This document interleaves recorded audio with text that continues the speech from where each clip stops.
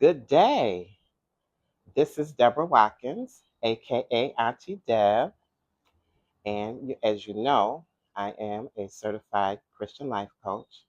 I'm also author of the book From Mediocre to Marvelous: Get Out of Your Rut and Live a Fulfilled Life. And I am here with you today. This is a special treat. I'm so excited about this interview. I just want y'all to know that. But I am in the beautiful city of is the city? It's an island. Oh, okay. It's an island. Okay. So, San Pedro, Belize. And let me tell you, it is hotter than fish grease. It's That it hot as is. Hades, right? It is. It Okay. is. And not that I know what Hades is like. I'm just going by what people say, okay? But it's hot. But we have been having the most fantastic experience here on this island. It has been so much fun. And now, this is my sister Flo Joan, and she's going to tell you her real name in a minute. But she is a phenomenal woman, and I'm interviewing her today because in my book, From Mediocre to Marvelous, as you know, I do a series on personal power. I have I've done 10 videos talking about the attributes of personal power. And I talked about personal power in terms of expert power, in terms of skills and talents.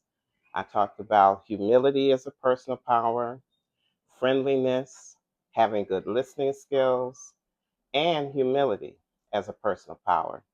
But the personal power that I want to talk about today is courage. Courage. And I thought about my sister here when I was coming up with, because I'm going to do a series of interviews, as I told you before in my last video. Then I'm going to be doing a series of interviews now that I've explained what personal power is. I wanted to give some examples, some great examples of these personal power attributes. And so, just to give you a little background, Flo and I met, I believe, around 1985 in the New York State Department of Corrections. And we both our careers kind of paralleled because we both started off in uniform. We were correction officers. But then we transitioned to these civilian positions and we became trainers. And so periodically the department would bring you together. We were in separate cities, we were in separate facilities, but periodically the department would bring us together to do these trainings with people across the state. And so Flo and I met, and we just hit it off immediately, right? We just hit it off immediately. And so we have been friends, not seeing each other often, maybe not even seeing each other for years, but we still had that connection. Now, full circle, we are back together again, the dynamic duo, and we're both in Charlotte. We're located in Charlotte, North Carolina now. But the reason why I'm bringing this up is because I just want to give you a little background on our background, because in corrections, in New York State corrections, it's an interesting culture because people come in and they may have the goal of not really staying, but New York State civil service is probably one of the best retirement systems. So you come in and benefit systems, right? So, because I can't ever remember paying a dental bill, a medical bill.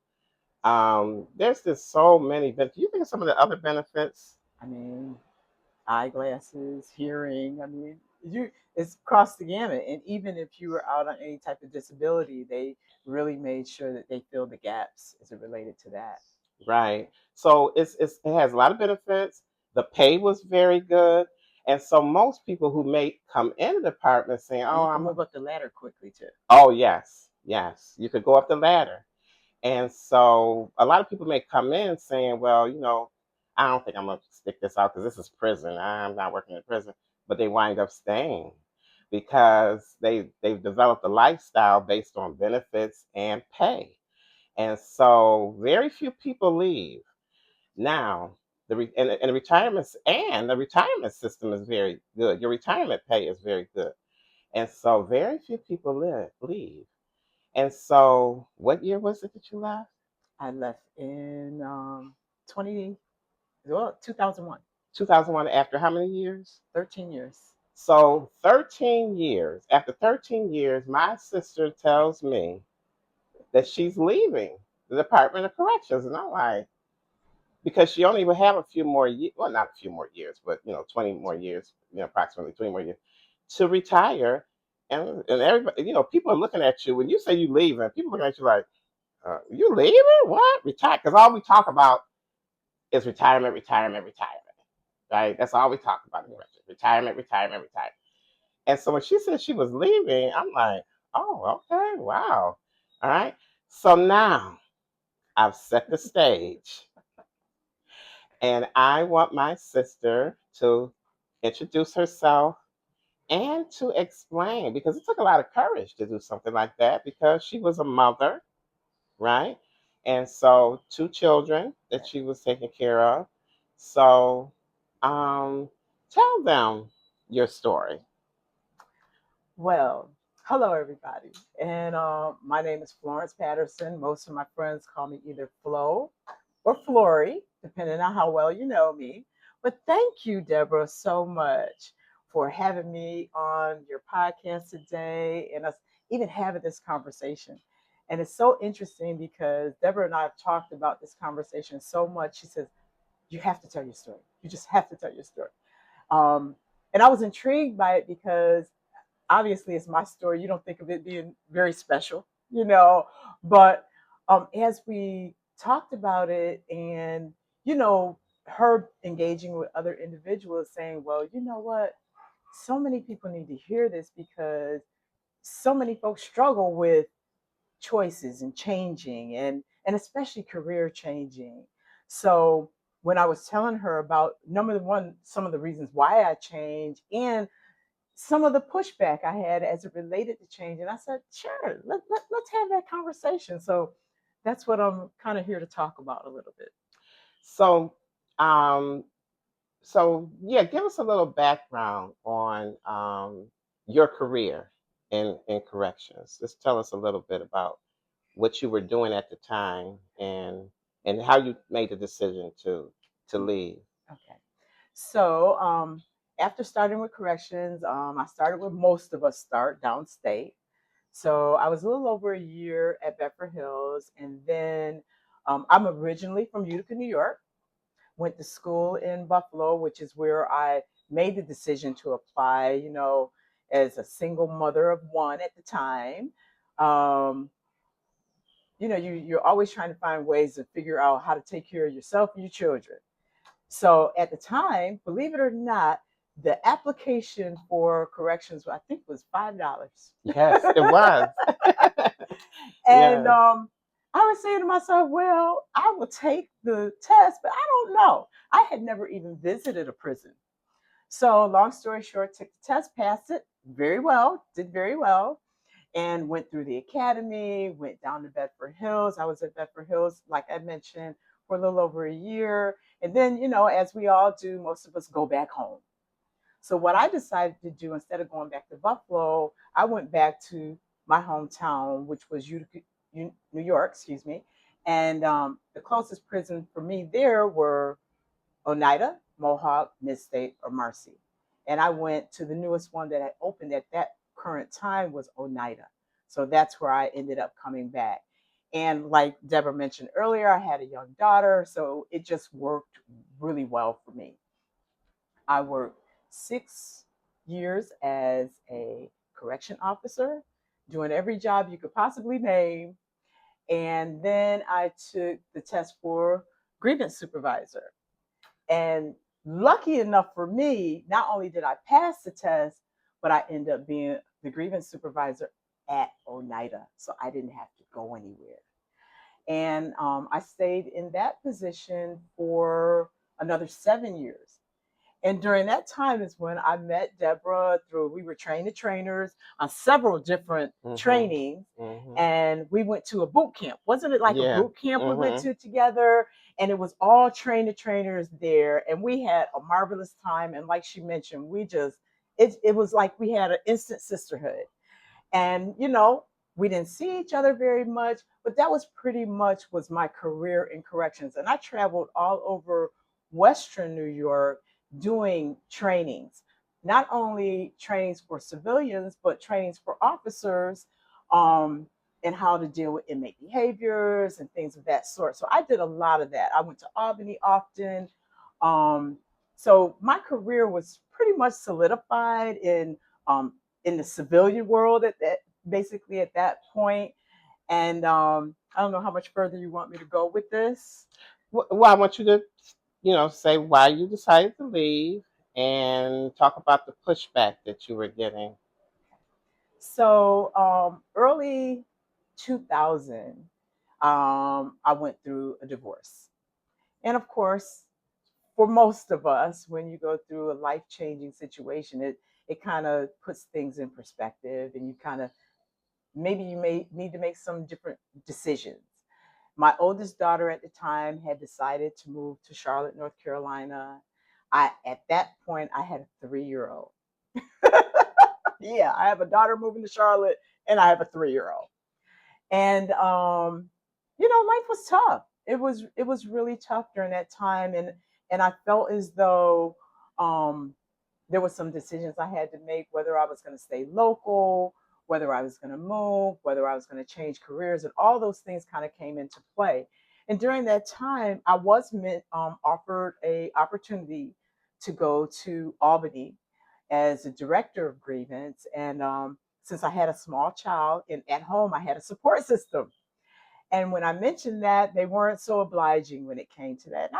Hey, I understand. But I also, in my heart of hearts, knew that there were some changes I needed to make. And as I wrestled with these changes and talking to other officers, talking to other friends, I had a lot of folks that said, "Well, what are you going to do there?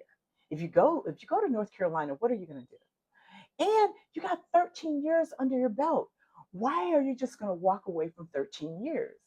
And then also, now I had two sides. I had those folks that said to me, "You know what? You're going to go and you're going to be just fine. You're going to make it. We know you. We know how you are. You're a go-getter. You're going to be just fine."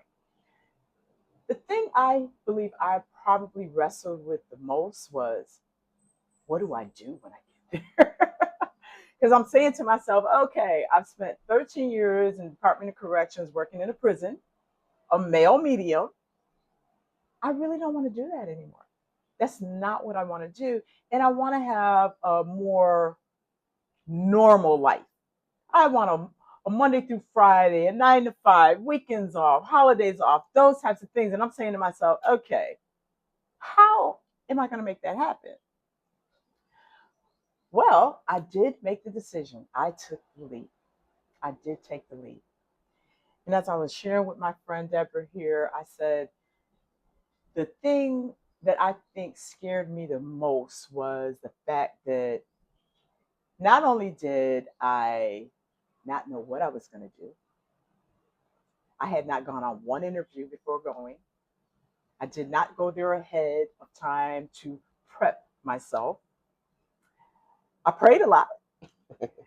And I'll be honest with you, and I leaned on my Lord above for a lot of my answers. And he made it very clear to me that number one, I was making the right decision. Mm. Number two is that if I made one step, he would make the rest for me, and he did. Mm. And also that he would guide me through the way. So what did that look like? You know how sometimes you struggle and you say, well, I want a career change. I want to do something different, but I really don't know how to go about it. I was that person. I was in that situation. And during that time, people are, well, what can you do? Well, then you say to yourself, well, what can I do? Because in day to day in life, we just do it. You just do whatever it is your job is that you do, you just do it. You never think about the skill set that we built along the way, whether it's customer service, whether it's technology, whether it's a writing skill, or I don't know, you just have a personality that you get along with people. You're a good connector. and all these things. And I'm saying to myself, so how do I sell myself? Right. Because now I'm looking at something totally different, something that is really outside of my scope of even thinking. Mm-hmm. Mm-hmm.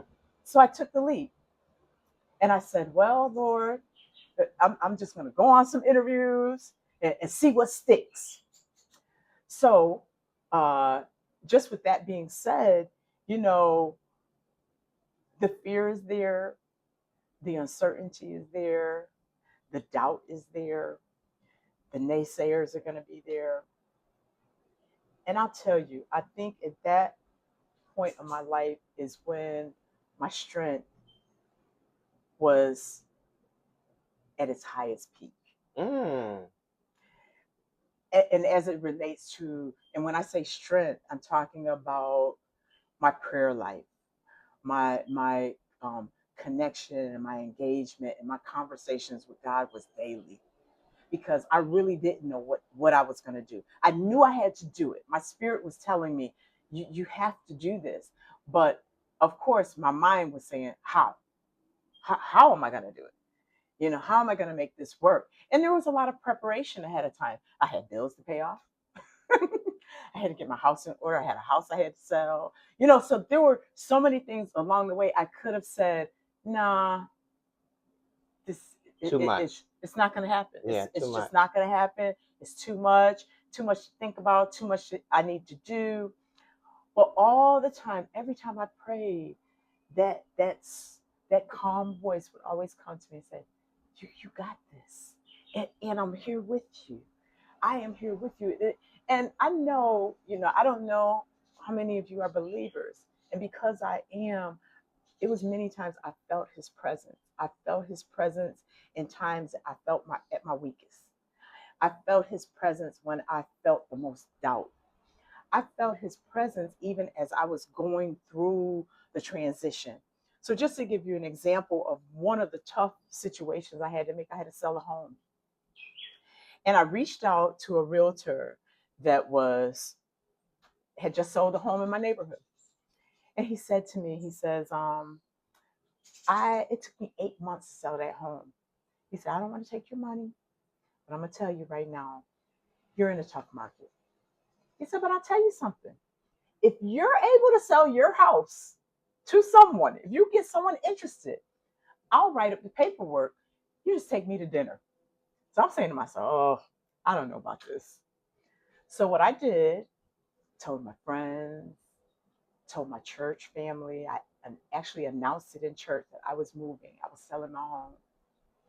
2 weeks later, a friend of mine called me. He says, I have someone I think is interested in taking a look at your home. It was a young family. And I said, okay, well, bring them by. I'd be more than happy to show them around. I sold my house. Girl, you done preached the whole sermon. I called the realtor and I said, guess what? And he says, no, no way. He said, well, I'm a man of my word. He said, I will draw up the paperwork. I said, what you want for dinner? Okay. But this is just another testament on how God works. Because when he works in our lives, he shows us. He shows us in every way possible and he's very specific in what he shows us. Mm. He gives us exactly Clarity. what we need. Clarity. It's very clear. Clarity. It's very clear. And there was nobody but God, because this man turned me down. This man literally turned me down. And in my small group of whoever was listening, friends, church family, relatives, but whoever was listening, I found a buyer. And had not that friend heard me, possibly in church, I'm guessing, and made that connection with whoever but that's what I'm saying. The connection, all the dots connected through our Lord and Savior. I promise you that. I promise you that. And that was just one of many. How many you want me to tell them about? Well, let me go back. So, because you said some real good stuff, and I wanna hone in on them. I don't want to just like go over them. So one of the things you said was I was scared. There was uncertainty. There was doubt. But you kept praying, and God gave you clarity. And so that's one point that I want to bring up, that yes, you will be scared. It's transition and change is scary. But as she said, she prayed daily. Okay? She prayed daily. Let me say this. You know that you had the ugly cry? I'm talking about the Yeah. ugly cry. You don't know what the ugly cry look like, you ain't cried yet. Okay. I cried the ugly cry where I was face down on my floor some night, crying, like crying out his name. Help me make this decision and show me the path. Right. Because I didn't know, Right. I didn't even know where to start. Right. I've Right. never lived outside of New York State. Right. Right. Right. So for me, all of that was a change. It was going to be a new beginning, and with a 3-year-old. Right. Right. Right. Right. So you can only imagine how compounded. And don't get me wrong. Let me say this about me. I'm a stayer. And what I mean by that, if I'm in a career and it's treating me well and I'm getting paid well, I'm not going anywhere. I love that point. I'm a stayer. Yeah, let me stick a pin in that. So she wasn't leaving toxicity. See, it's easy to leave toxicity, right? She had a very supportive supervisor, or whatever his position was, director, supervisor. It wasn't toxic. It was good. So it's hard to leave when things are going good, because when things are going bad in the work environment, sometimes I think that's God's way of pushing us out as well, because He know you won't leave unless it's toxic. But in her case, there was no toxicity. So yeah, she had some personal things going on, but even in the personal things, she still could have made it where she was at. Let's put it that way. And as she said, she had a home. She wasn't struggling. She wasn't on the streets. She wasn't living out her car. So you hear those stories. So she was doing well. She was doing okay.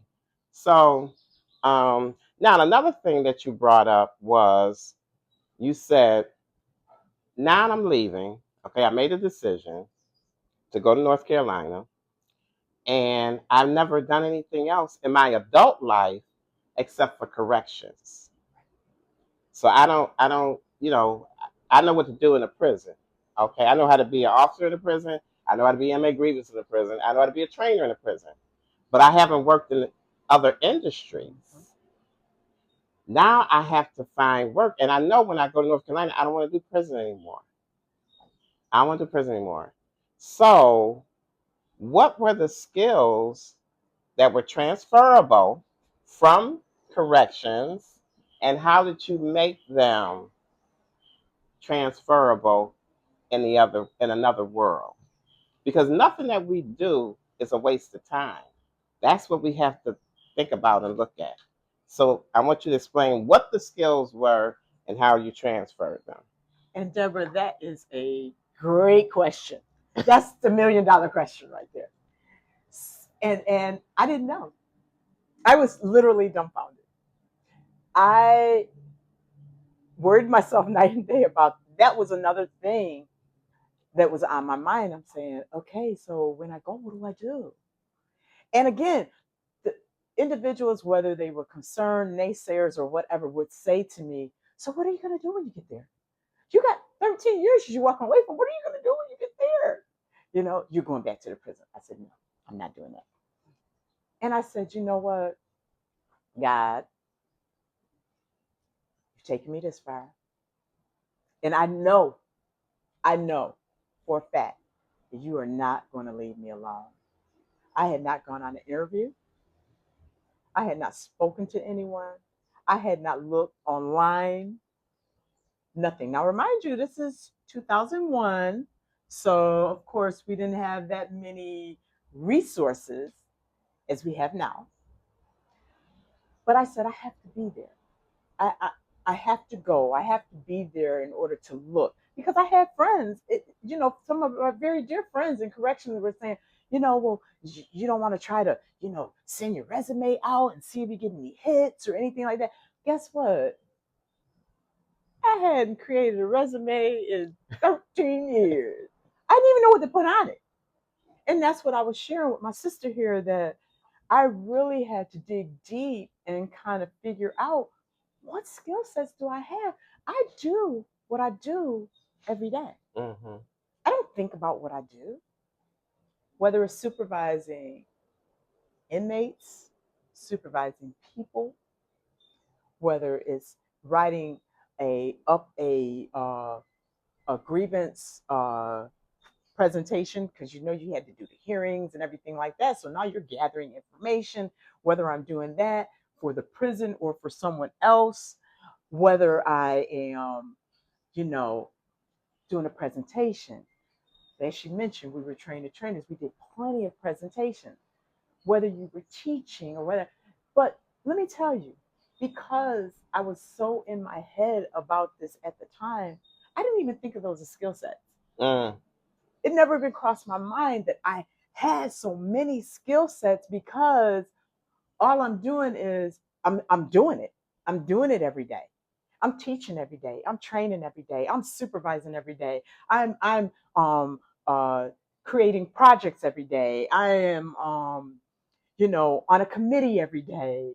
I might be doing something in leadership every day, and not even thinking that these are skill sets. These are marketable skill sets. Marketable, yes, marketable skill set. And I'll tell you, sometimes if it helps any, because this is what I had to do. I had to write down on my job. What I did was I went to an old resume. That's why I didn't get a chance to share this with you. But I went to an old resume and I said, okay, I do this job. What in this job do I do? Right. And I kind of start listing out things from different positions I held, different committees I was on. Um, and guess what? It could be anything. It could be something you do in church. I was a church secretary for Mm. years. Mm. Church secretary, leadership, organizational skills, things like that. We don't think about stuff like that. Mm-hmm. You know, it was times that I did things with friends of mine, to help them organize different events they were having. Organizational skills. Oh my Mm-hmm. gosh, you can't even imagine how much you need that. I'm a math person. I shared this with Deborah. It was oftentimes I would help friends even with finances. So I'm thinking of all these different things, and I'm like, oh my gosh, I think I'm bad. I'm bad. I got a lot of stuff here. Now you get to the point where, okay, I have a lot of things, but how do I organize this in order to, like you said, make yourself marketable or put together a resume? And that was the other side of the coin that, I really had to kind of hone in on and develop. And I Right. needed a little help with that because, of course, my mind is all over the place. Okay, I could give you a thousand things I could think of, but how can we organize this so that, when a potential employer looks at this, that they're pulling out my skill sets that I have. That they need, right? Yes. That they need. So, as a trainer, because we both did this, okay.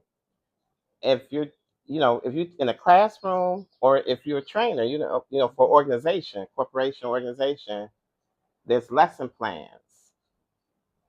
We learned how to develop lesson plans, right? And we didn't go to school to be teachers, but we learned how to, and I mean it was very intense training that we had to do to learn how to develop lesson plans. And my name is on one of those for diversity management, is on one of those lesson plans because I helped develop that for the department. So you, when you got to North Carolina, you took the one of the first positions you got was what? So, interesting enough, after I swore I would never step foot in another prison, at the time my daughter was working for the sheriff department. And she came home one day. I wasn't working at the time. And she came home one day and she says, Mom, can you teach? And I said, well, sure. I mean, I'm a trainer. I can teach. Yes, you can train, you can teach. And she said, well, Mom, they are looking for a GED instructor at the jail. And I'm saying to myself, oh, I don't know. So I said, well, but you know what? I would be in a different capacity. I'm not an officer. I'm not grievance. And what the jails do typically is they outsource to the community college. Community college brings in the courses, teacher, the curriculum, and everything, and they have a teacher, and then they just do it at the jail locations. So I go in this room. I'm there with someone from the college, someone from the actual jail administration, and we're going through this interview, and they're like, "I want you, I want you, I want you," and what their concerns were before me, they couldn't keep anyone there. A lot of people were not familiar or even comfortable in that environment. We those of us that have been in corrections understand that. I get that. So now the environment is second nature to me. Okay. The fact that I'm a teacher, I'm a coach, I'm a trainer, that was just an added plus. So the jail administrator, he's saying, I want you. You've got to take this job. So long story short, they offered me the position. Not only was I teaching the women, the adult males, but I was teaching the juveniles. I literally created a full-time job off of a part-time position. Wow. All in one day. Wow. Wow. Yeah. Yeah. And so now I got to double back again. Okay. Okay. So before she left, because I definitely don't want to skip this point, she still prepared, right? So she sold her home. She had got her bills paid off, right? Listen, don't be leaving, going out of here broke, okay? And and I'm not trying to be harsh or anything like that, but I'm just saying preparation. You got Okay, you have to prepare. You have to prepare. So she had a little change. That's why she could lay back and say, okay, what can I do? And you were staying with your daughter. Yeah, well, we've got apartment together. They got an apartment together. Yeah. Right. So and I was able to pull my weight. She was able to pull her weight. That's what I was trying to get at. Yeah. Okay, that's actually what I was trying to get at. She could pull her weight. So you don't want to, be like dependent on somebody else, okay, to hold you up while you get it together, right? So that gave her. So then she had the peace to think her way out of the situation, to come up with, and then look at God, right? The position just came right to her, okay? Really did. And so now, so I just wanted to go back on that. I didn't want to skip over that. The fact that she was prepared, okay, to make that transition by making some good decisions, okay? Because sometimes people make transitions, but they don't make good decisions in the transition, all right? And I'll tell you, preparation is everything. Because had I not prepared, I'd have been stuck in my past. Oh, that was so good. I'd have been stuck in my past because I'm trying to move forward. But if I got all this baggage that I'm dragging along with me, Girl, then that's going to prevent me from moving on to whatever that future thing was going to be. And that's the whole time I made the decision, because I'm going to tell you, it had to be almost 6 to 8 months is when I finally laid the hammer down and said, I'm going to do this. And during that time, that 6 to 8 months, I'm paying bills off. I'm preparing my house for this move. I'm just getting myself in order. I'm getting myself in order. And even during that time, I told my daughter, start looking for an apartment big enough, because she had 2 little ones and I had a little one. Look at me. She got 2 little, I got a little one. But nevertheless, that's what family do. We support one another. So I said, we got to find something that's going to be big enough for you and me and 3 kids. Right. So I had her looking. I said, look and find, and, let me know if I need to send you any money or anything like that. But preparation, that's going to be the key. Because what you don't only want to make the transition, you want to stay. Yes. Yeah. Ooh. But see, I need you to say that phrase again because I like that phrase, right? And I want to copyright that and I want to coin that, What right? phrase is We got to that? come. You said if you don't prepare, you're going to be stuck in the past. Is that powerful or what? If you don't prepare, you're going to be stuck in the past. Ah, girl, you're going to kill me with that one. I'm not lying to you. But it's true. If you don't prepare, you're going to be stuck in the past. Oh my goodness. Yes. So preparation. So preparation. So I didn't want to, as she's going along, usually I have my little questions written down, but I didn't feel like I needed to do that today. But because I knew they would come to me. I knew the questions would come to me. So now we're going to go back to you teaching at the college and then I want us to kind of move swiftly into where you ended up in that whole Okay, college got it. thing because it's I love the story. Okay, Okay. go ahead. All right. So I did the teaching for a year. And that following year, I was offered two positions, one as a full time faculty and one as a coordinator over the program, the GED program that I was actually teaching in. And as much as I love teaching, I'm a leader.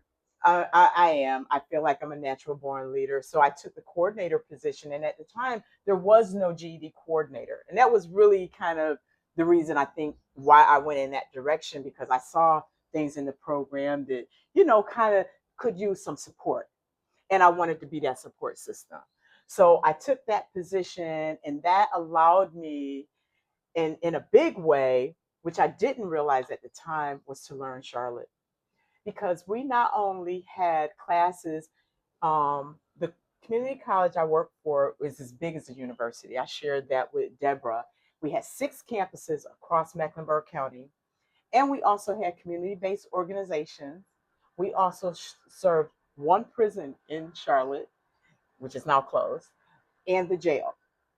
So my job as coordinator was to go out into the community and do the startup for these programs, making sure the facilities were prepared, making sure the students knew exactly what they were getting into, hiring teachers for these different areas and things like that. It was the full gamut, is what I was in charge of doing. And because I had done the classes for so long, I knew exactly what they needed, you know. And the caveat for me was I got a chance to learn Charlotte, because Mm, I was all over. I was all over Mecklenburg County starting classes. mm. So I didn't that know was that. my way, actually, of finding my way around, getting to know people, and I love talking and engaging. So getting these connections, now I'm on the board of Goodwill Industry and United Way and things like that, things that I never even thought I would accomplish over time. And we're going to move quickly through this, but You I don't have to moved rush. from coordinator Hmm. to senior coordinator, director, executive director, and dean on academic affairs. That's the one I was waiting for. And My girl made it from the prison to being the dean. yes, Okay? yes, Nothing is a waste. All yes, right? Nothing is a waste. It's not where you start, it's it's where where you you end. finish. Okay? It's where you It's where you finish. finish. It's not where you start, it's where you finish. Both of us were officers. Yeah, Okay? And we took the skills yeah, from being the officers and we capitalized off of yes, them. We didn't feel like that's all we could do. Nothing wrong with that. yeah. I'm very much appreciative of my experience as a correction officer. I learned so many things, right? I saw humanity, you know, at its close up and personal. And so, And what's so interesting, not to cut you off, no, go but ahead. what's so interesting is that you look at us two with very humble beginnings, two different trajectories, and we're here, two retired ladies living our best life in Ooh, Belize.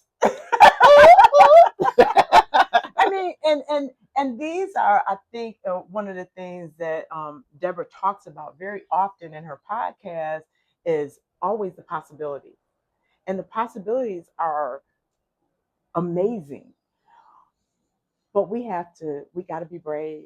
Bravery. Courage, That's the tough courage, part. courage, Courage. courage. That's an The excellent yeah. word. That's the Yeah. Hmm. personal power. Okay, it's a personal power. Courage is a personal power, and It's a superpower. it's a superpower. It Yes, really is. courage is a superpower. Mhm. And as she was saying, okay, now we're retired. Okay, so now we're at the retirement stage of our life, right? But we're not really retired, right? You know, I'm doing things. I'm a person, I'm a life coach. She has some projects that she's working on. But now, before when we were doing what we were doing, it was survival. It was taking care of our families. It was, all of those things. But now it's about purpose. Okay. Ah, I like that. Yeah, Yeah. it's about purpose. What we're doing now is about purpose. Okay. Living a fulfilled life also includes, see, living a fulfilled life is not the tangible things that we accumulate, because she and I both, we done had houses, furniture, cars, you know, come and go, clothes, all of that, come and go and go. But only the things you do for Christ will last. That's one of those old gospel songs. Only what you do for Christ will last. Okay. But the most important thing and we were mothers of very successful children, right? Our children are college graduates. They're doing very well. Praise God, Praise right? We God. give him all the glory for that. Okay. Because if it had not been, That's right. okay, and so, and our children are living balanced lives, good balanced lives. But my point is that that that part was most important. Is the fact that we raised good children, but then the other side of it, what legacy do we want to leave in this life? Okay. And so I want to be able to touch people, to help people, and to motivate people. And that's why I wrote the books that I wrote. And so, and also becoming a life coach. So now we're in the purpose stage Mhm. of our life. And thank God we're healthy enough to do it. Okay. Because that's important as well. And so, as you can hear, my sister went from correction officer to dean in the college. All right. But she utilized the skills. She was prepared. Now we both had degrees. That was another reason why we were able to transition. Mhm. But now let me tell you. Now when did you? Okay, you got your bachelor's early, Yes. Undergrad. That was before I started with correction. right? And I did too. I Hmm. had my undergrad early, but I didn't get my master's until I was 50 years old. Yeah. Mine was in '06. So, well, I wasn't quite 50, but '06, How old were you? 46. Okay, So so still, 40s and 50s. yeah. So a lot of people feel That's when I like, got my master's. yeah, they Yeah. can't go back, or they can't go back and get a skill or a certificate or whatever. It, you, And the we, school helped me get it. yeah, okay. Now, ain't nobody helped me get mine. I had to pay for that bad boy. But my point is, we got those secondary degrees later Yeah. on. After we done worked for years, and Hmm. that type of thing. So yeah, you want to make the transition, but preparation is the thing. Clarity is the thing. That's what helps you develop the courage. That's what helps you get over the self doubt. Being consistent, okay? My sister is a very consistent person, and so am I. I'm gonna stick it out. We finishers, all right? And that's a part of what I do is I, get you over the finish line. Now, getting to the finish line don't make you the winner, right? What makes you the Right. winner? And over, You got to go over over the finish line. the finish line. That's right. Okay. Look at these races they've seen lately on Yes. social media where the guy, he just knew he won. He just Yes. knew he won. And that man came up behind him so fast and crossed over that finish line. Because that's He where was you the were. winner. That was the winner. That's the winner. He's I the don't care how winner. good you look. Okay, it's who crossed that finish line first is the That's right. winner, That's right. right? That's where I want you to be. Flo, thank you. This was Thank nice. you. This was fun. This Thank you was so so much much for having fun, me. right? Thank you. But yes, but listen, if you don't get no jewels out of this, I don't know what to tell you. Okay, because it's so much. We might have to have a part two. I'm telling you, because there was so many jewels in this thing. So anyway, for my subscribers, please hit the like button. All right, and give a comment. I don't know why I can't get a comment out of my subscribers. My honeybees. I love you. Give me a comment. And if you're not a subscriber, hit the subscribe button, please. Okay, that's all you got to do is boop. And it don't cost you a dime. Okay, a like don't cost you a dime. It's free. That's why I understand why I get no likes. Okay. And you're getting some nuggets along the way. Look at Oh that. my You're getting some God. nuggets along the way. You can't Listen. beat that. Can't beat it. Can't beat it. Okay. And share. All right. Send this to somebody out here need to hear this. Somebody out there is saying, it's and like I said before, the environment may not be toxic that you're in. Okay, it may not be toxic. Might be just time. It just might just be time, girl. I don't know why she just don't go back to divinity school because she be preaching. Okay, you heard her. She said may not be toxic, but it just might be time.